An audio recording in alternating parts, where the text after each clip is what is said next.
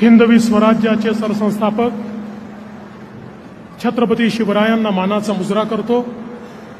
भारतीय राज्यघटनेचे शिल्पकार भारतरत्न डॉक्टर बाबासाहेब आंबेडकर यांना मानवंदना अर्पित करतो।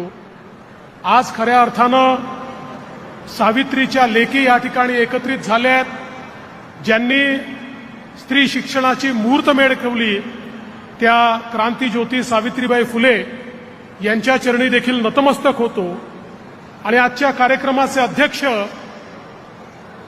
या सातारा जिल्ह्याचे सुपुत्र आणि ज्यांनी महाराष्ट्रामध्ये लाडकी बहीण योजनेच्या माध्यमातून आमच्या महिलांना एक सुरक्षा प्रदान केली, ते आपले लाडके मुख्यमंत्री माननीय एकनाथराव शिंदेजी, आपले लोकप्रिय पालकमंत्री शंभूराज देसाईजी, या खात्याच्या मंत्री अदितीताई तटकरे, श्रीमंत छत्रपती शिवेंद्रराजे भोसले, सन्माननीय महेशदादा शिंदे, जयकुमारजी गोरे, नरेंद्रजी पाटील, मकरंदजी पाटील, दीपकजी चव्हाण, धैर्यशीलजी कदम, पुरुषोत्तमजी जाधव, लोकेशचंद्रजी, जितेंद्र दुडीजी, समीर शेखजी, याशनी नागराजन, मंचावरील सर्व मान्यवर आणि या ठिकाणी विराट संख्येने उपस्थित असलेल्या माझ्या सर्व माता भगिनी आणि थोड्याशा संख्येने उपस्थित असलेले माझे बंधू, उपस्थित सर्व मान्यवर, आज अतिशय आनंदाची गोष्ट आहे की कालच मुख्यमंत्र्यांच्या हस्ते लाडकी बहीण योजनेचा आम्ही शुभारंभ केला आणि शुभारंभानंतरचा पहिला कार्यक्रम स्वराज्याच्या राजधानीमध्ये साताऱ्यामध्ये होतो आहे आणि 50,000च्या वर आमच्या माता भगिनी या ठिकाणी उपस्थित आहेत। एक अशी म्हण आहे, जाको राखे साईया मार सके ना कोय, म्हणजे ज्याच्या मागे साई त्याला कोणी मारू शकत नाही। आता आम्ही असं म्हणतो, ज्याच्या मागे ताई त्याला कोणी मारू शकत नाही।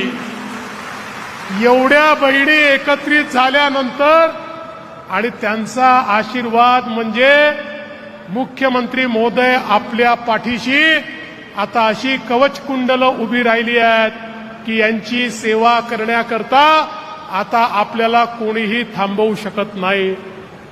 खरं म्हणजे या महाराष्ट्रामध्ये आणि देशामध्ये आमच्या महिलां केंद्रित अशा प्रकारच्या योजना या सातत्याने आपण सुरू केल्या, कारण देशाचे प्रधानमंत्री माननीय मोदीजींनी सांगितलं, भारताला गरिबीतनं मुक्त करायचं असेल, विकसित भारताची निर्मिती करायची असेल तर महिलांना सक्षम करावं लागेल, महिलांना मुख्य धारेत आणावं लागेल, महिलांना मानव संसाधनामध्ये परिवर्तित करावं लागेल, महिलांच्या माध्यमातून या ठिकाणी अर्थव्यवस्था तुम्हाला संचालित करावी लागेल, तरच विकसित भारताचा आपला जो स्वप्न आहे ते आपण पूर्ण करू शकू।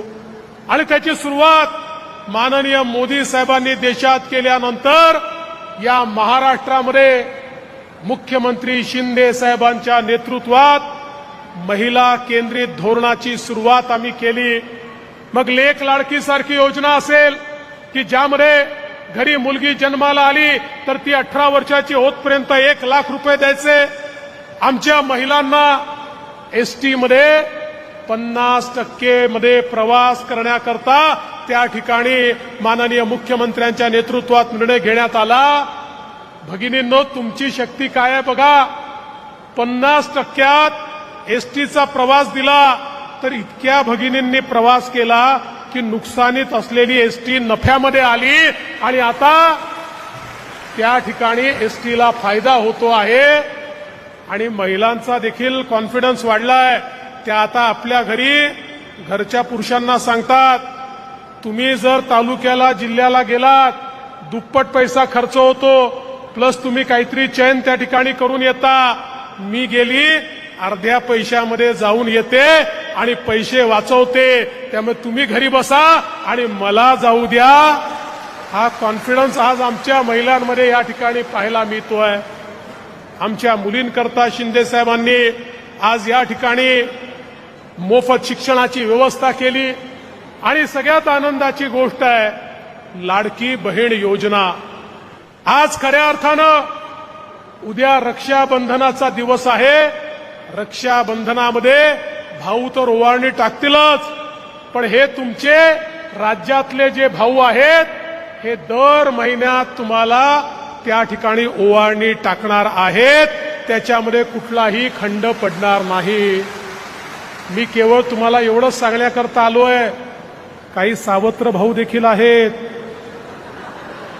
ते सावत्र भाऊ तुमची दिशाभूल करण्याचा प्रयत्न करतात. पहिल्यांदा सावत्र भावांनी कोर्टामध्ये जाऊन प्रयत्न केला लाडकी बहीण योजना थांबवायचा. कोर्टाने सांगितलं नो, आम्ही थांबवणार नाही, लाडक्या बहिणींची योजना सुरूच राहील. मग त्यानंतर त्यांनी वेगवेगळ्या प्रकारचे प्रयत्न करून पाहिले, पण मी जसं सांगितलं ज्याच्या मागे ताई त्याला कोणी थांबवू शकत नाही. त्याच्यामुळे त्यांनी इतका थांबवण्याचा प्रयत्न केला तरी देखील काल 1 कोटीपेक्षा जास्त महिलांच्या खात्यामध्ये, भगिनींच्या खात्यामध्ये 3,000 रुपये पोचलेले आहेत आणि लवकरच अजून 1 कोटी महिलांच्या खात्यामध्ये ते जातील. आम्ही कुठल्याच बहिणीला वंचित राहू देणार नाही. मग आता या सावत्र भावांनी पोपटासारखं सांगणं सुरू केलं की हे तर इलेक्शन पुरतं आहे, इलेक्शन झालं की थांबेल. आम्ही त्यांना बजेटच दाखवलं. अरे बजेटमध्ये पूर्ण वर्षभराचे पैसे आम्ही ठेवलेले आहेत आणि परत पुढचं बजेट तुमच्याच आशीर्वादाने बांधू. त्यामुळे पुन्हा एकदा वर्षभराचे पैसे ठेवू. जर कायद्यामध्ये एकत्र 5 वर्षाचे पैसे ठेवता आले असते तर ते देखील आम्ही ठेवले असते, कारण आमच्या लाडक्या बहिणींकरता हे पैसे आहेत. पण काळजी करू नका. आणि तुम्ही बघा हे ज्या प्रकारे बोलतायत, उद्या चुकीनं जर हे सत्तेमध्ये आले तर पहिलं काम काय करणार, लाडक्या बहिणींचं अनुदान हे थांबवणार.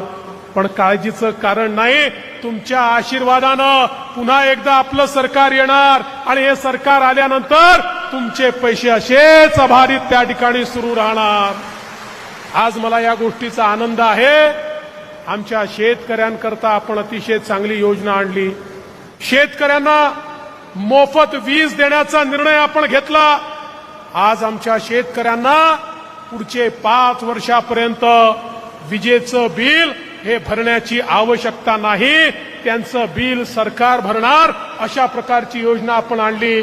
महाराष्ट्रामध्ये 12,000 मेगावॅट सौर ऊर्जा निर्मिती आपण सुरू केली, ज्याच्या माध्यमातून पुढच्या 1.5 वर्षानंतर 18 महिन्यानंतर महाराष्ट्रातल्या शेतकऱ्यांना 12ही महिने 365 दिवस दिवसात चांगली वीज देण्याचा निर्णय आपण केलेला आहे. कुठल्याही शेतकऱ्याला रात्रीच्या विजेच्या भानगडीत आपण त्या ठिकाणी ठेवणार नाही. खरं म्हणजे सातारा जिल्हा हा एक वेगळाच जिल्हा आहे. पहिलं पुस्तकाचं गाव सातारा जिल्ह्यात झालं, पहिलं मधाचं गाव हे देखील सातारा जिल्ह्यामध्ये झालं. आणि आता मला सांगताना आनंद वाटतो, महाराष्ट्रातलं पहिलं सौरग्राम हे देखील मान्याची वाडी हे देखील साताऱ्यामध्ये होत आहे. माननीय मुख्यमंत्र्यांच्या हस्ते त्याचं लोकार्पण होत आहे. याचा फायदा काय आहे, या गावातल्या सगळ्या आमच्या नागरिकांना आता वीज मोफत मिळणार आहे. घरची वीज, दुकानाची वीज, सगळी वीज मोफत. माननीय प्रधानमंत्री महोदयांनी प्रधानमंत्री सूर्यघर योजना आणली. या योजनेच्या अंतर्गत या गावामध्ये आपण काम केलं. आता त्यांना 1 नवा पैसा देखील भरावा लागणार नाही. या गावाचं सगळं मिळून महिन्याचं वीज बिल 5.25 लाख रुपये होतं, आता ते 0वर आलंय. 1 पैशाचं बिल देखील आम्हाला या ठिकाणी भरावं लागणार नाही. खरं म्हणजे मला या गावाचं अभिनंदन केलं पाहिजे. कुठलीही योजना आली तर पहिल्यांदा हे गाव पुढे असतं आणि या गावाने यापूर्वी देखील अनेक चांगली कामं केलेली आहेत. 50 लाखाचा पुरस्कार देखील मिळवलेला आहे. आता इतरही गावांना विनंती करतो, तुम्हीही पुढाकार घेतला तर तुमचे गाव आम्ही सौरग्राम करू, कोणालाही विजेचं बिल भरावं लागणार नाही, म्हणजे शेतीचंही मोफत आणि घरातलंही मोफत अशा प्रकारची योजना आज या ठिकाणी आपण आणलेली आहे. आणि यासोबत आमच्या साताऱ्याच्या पोलीस विभागाने देखील माननीय मुख्यमंत्र्यांच्या हस्ते त्या ठिकाणी भरोसा केंद्राचं भूमिपूजन आज होत आहे.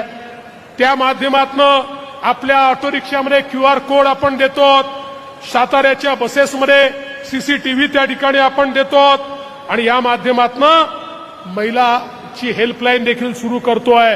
कुठल्याही परिस्थितीमध्ये महिलांना कुठल्याही त्रासाला सामोरं जावं लागणार नाही आणि कोणी त्रास द्यायचा प्रयत्न केला तर समोरच पोलीस तुम्हाला तुमच्या हाकेवर उपस्थित असेल, तुमच्या मोबाईलवर उपस्थित असेल, अशा प्रकारची व्यवस्था आपण केलेली आहे आणि माननीय मुख्यमंत्र्यांच्या हस्ते त्याचंही लोकार्पण आज होत आहे.